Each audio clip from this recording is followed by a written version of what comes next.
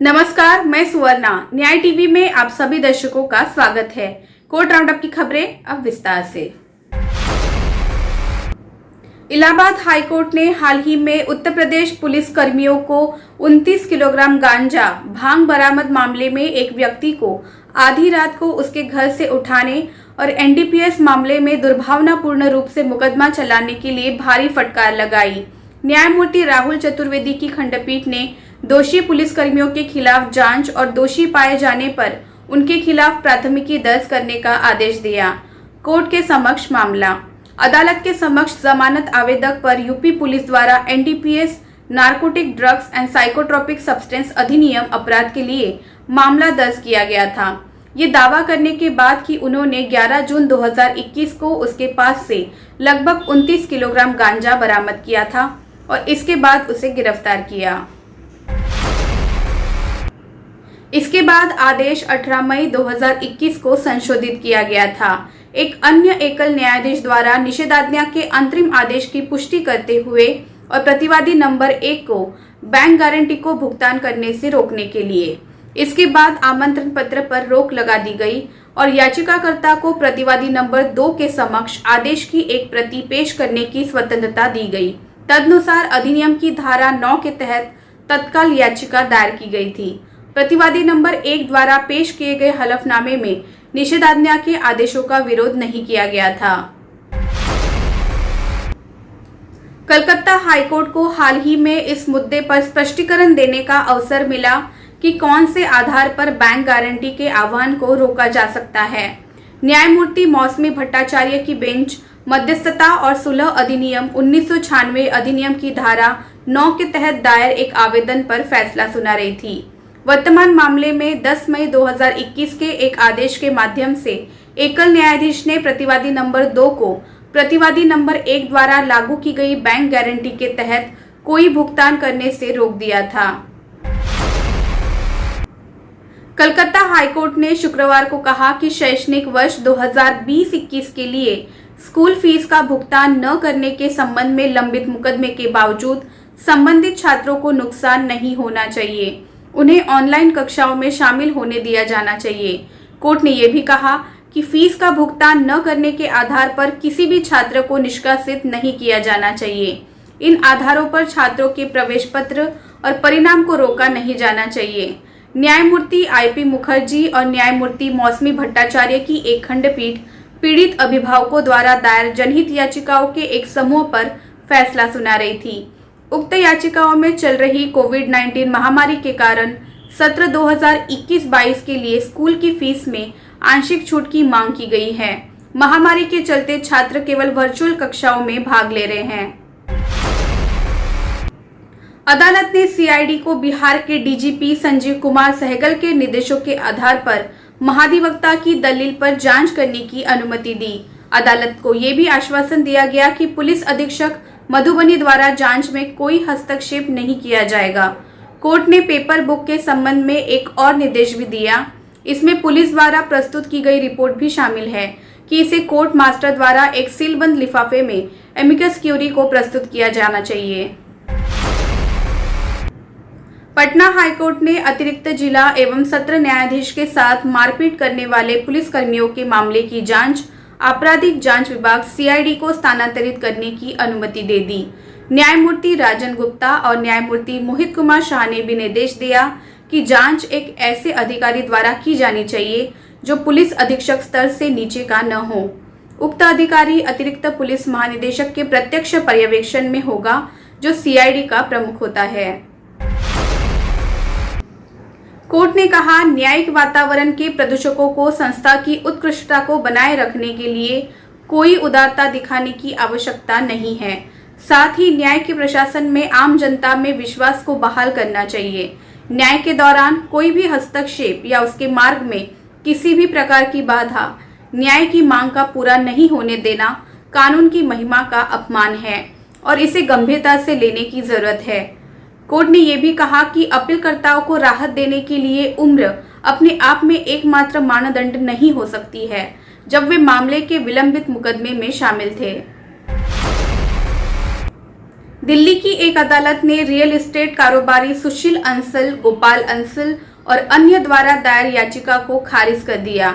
इसमें वर्ष 1997 में हुई उपहार अग्निकांड के संबंध के सबूतों में छेड़छाड़ मामले में उनकी 7 साल की जेल की सजा को निलंबित करने की मांग की गई थी। अतिरिक्त सत्र न्यायाधीश अनिल अंतिल ने पाया कि अपराध न्याय की प्रक्रिया में हस्तक्षेप करने के लिए अपीलकर्ताओं की ओर से एक सुनियोजित योजना का परिणाम था।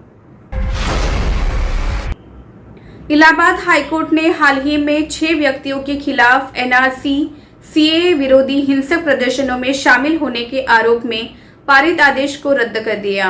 16 दिसंबर 2019 को मऊ में हुए प्रदर्शनों में शामिल होने के कारण उन्हें हिरासत में लिया गया था।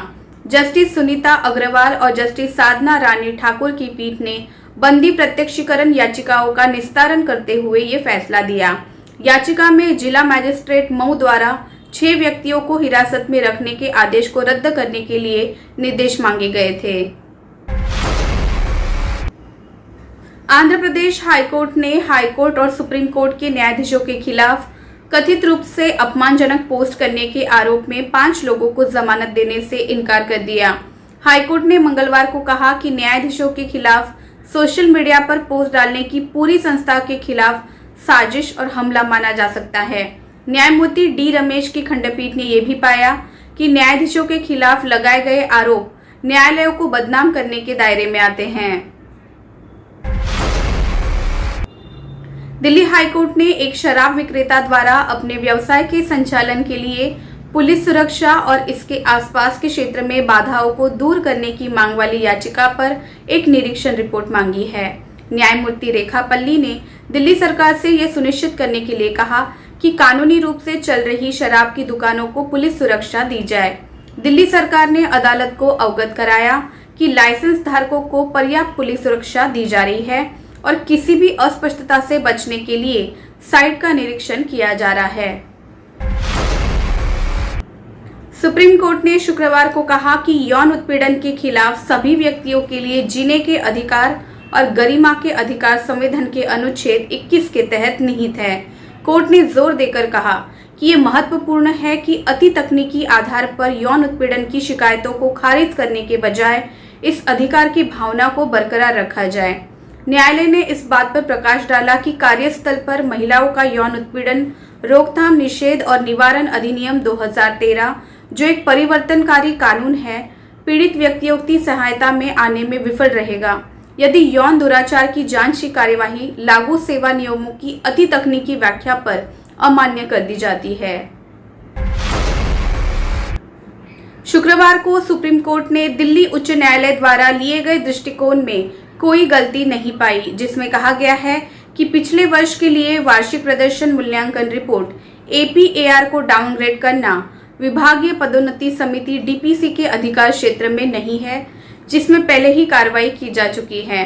सर्वोच्च न्यायालय ने पाया कि DPC किसी अधिकारी को नोटिस दिए बिना उसे डाउनग्रेड नहीं कर सकता, जब संबंधित प्राधिकरण ने उसे अपग्रेड करने के कारण दर्ज किए थे।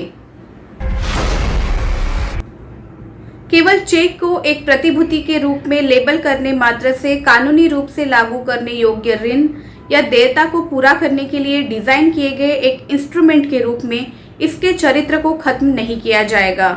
सुप्रीम कोर्ट ने पाया कि नेगोशिएबल इंस्ट्रूमेंट्स NIA एक्ट की धारा 138 उन मामलों में लागू होती है जहां चेक के आहरण के बाद लेकिन उसके नकदीकरण से पहले कर्ज लिया जाता है।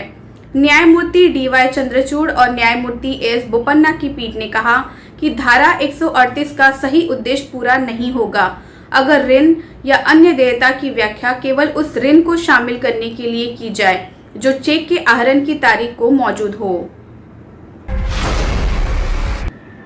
सुप्रीम कोर्ट ने माना है कि हाईकोर्ट द्वारा सजा में एक पक्षीय वृद्धि CRPC के तहत वैधानिक आदेश के खिलाफ है, जिसके तहत आपराधिक पुनरीक्षण में सजा को बढ़ाने से पहले मामले को दिखाने का अवसर प्रदान करता है। जस्टिस संजीव खन्ना और जस्टिस बेला त्रिवेदी की खंडपीठ ने मद्रास हाईकोर्ट के उस आदेश को रद्द कर दिया जिसमें अपीलकर्ताओं को कानूनी प्रतिनिधित्व दिए बिना और मामले में एमिकस क्यूरी नियुक्त किए बिना सजा को बढ़ाया गया था। जस्टिस चंद्रचूड़ ने याचिकाकर्ताओं को सुझाव दिया था ये एक बहुत ही सच्ची याचिका है क्योंकि आप में से कई विकलांग समूह से संबंधित है। भारत सरकार के हलफनामे के आधार पर यदि आपके पास कोई ठोस सुझाव है जिससे विकलांगों के अधिकारों के लिए बेहतर क्या किया जा सकता है और यदि आप उन सुझावों को भाटी को भेजते हैं तो हम भारत सरकार द्वारा इसकी जांच करा सकते हैं ताकि वे देख सके कि नीति को कहां मजबूत करने की आवश्यकता है या क्या कोई ठोस कदम उठाने की जरूरत है। विकलांग व्यक्तियों के लिए टीकाकरण तक पहुंच में आसानी की मांग वाली याचिका पर सुप्रीम कोर्ट ने शुक्रवार को याचिकाकर्ताओं को विकलांग नागरिकों की सुरक्षा के लिए मौजूदा ढांचे को मजबूत करने के लिए ठोस सुझाव देने की स्वतंत्रता दी ताकि ये सुनिश्चित हो सके कि उनके पास कोविड-19 के खिलाफ टीकाकरण की उचित पहुंच हो। जस्टिस डीवाई चंद्रचूड़ और जस्टिस एएस बोपन्ना की बेंच ने कहा कि इसे कोर्ट मास्टर और यूनियन ऑफ इंडिया के लिए एएसजी ऐश्वर्या भाटी को भेजा जा सकता है ताकि वे विचार विमर्श का विषय बना सके और मौजूदा ढांचे के लिए अतिरिक्त सुरक्षा उपायों या सुविधाओं को शामिल करके विकलांगों के टीकाकरण को उपयुक्त रूप से मजबूत किया जा सकता है। फिलहाल बस इतना ही। अन्य खबरों के लिए जुड़े रहिए न्याय टीवी के साथ। नमस्कार।